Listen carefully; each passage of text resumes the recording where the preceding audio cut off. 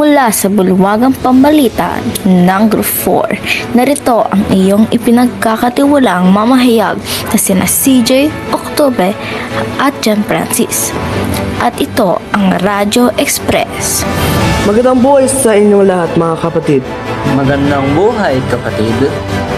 Kapatid, talaga nga namang nag-iinit ang usapan ngayon dahil sa isang kumakalat na video tungkol sa isang batang hindi gumagalang sa kanyang guro at ngayon nandito ang kanyang nakakatandang kapatid para makausap natin siya at patulungan natin ang problema kanyang hinaharap.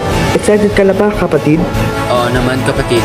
Sino ba namang hindi mapapakali sa usapang ito? At ngayon, tawagin na natin siya, kapatid Sofia. Pasok, Sofia. Magandang buhay sa iyo, kapatid. Bago natin simulan ang lahat ng gusto ko munang kamustahin ang kalagayan ng iyong nakakabatang kapatid. Okay pa lang siya? Okay naman po siya ngayon. Salamat po sa mga ngamusta. Mabuti naman. Dahil bata pa siya, kailangan niyang palakasin ang kanyang kalusugan. Sophia, pwede mo bang ibahagi ang iyong problema? Okay po.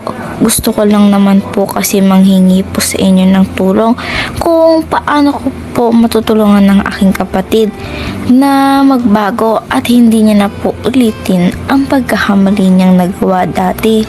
Napakabait mo naman, kapatid Sofia. Pero tanong ko lang, kailan ba nagsimula ang ganyang pag-uugali ng iyong kapatid? Siguro po nung mga 5 taon po siya, kasi po lumaki po siya sa lola namin po. Kaya po siguro palayawin ang po siya nila lola. Kaya po noon hindi na rin po siya gumagalang sa aming magulang.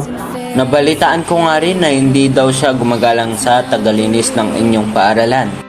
Opo, Ano po ba ang magagawa ko para po magbago na po siya? At maging isang mabait at magalang na bata. Magandang hapon po. Ang unang hakbang na dapat gawin ay unawain ang pinagmulan ng pag-uugali ng bata. Kailangan natin malaman kung ano ang naging sanhi ng kanyang pagiging swail. Maraming salamat, Dr. Lance. Sa maikling panahon, nakakapagbahagi ka ng mahalagang impormasyon. John, maraming salamat, mga takapagkinig. Hanggang sa muli.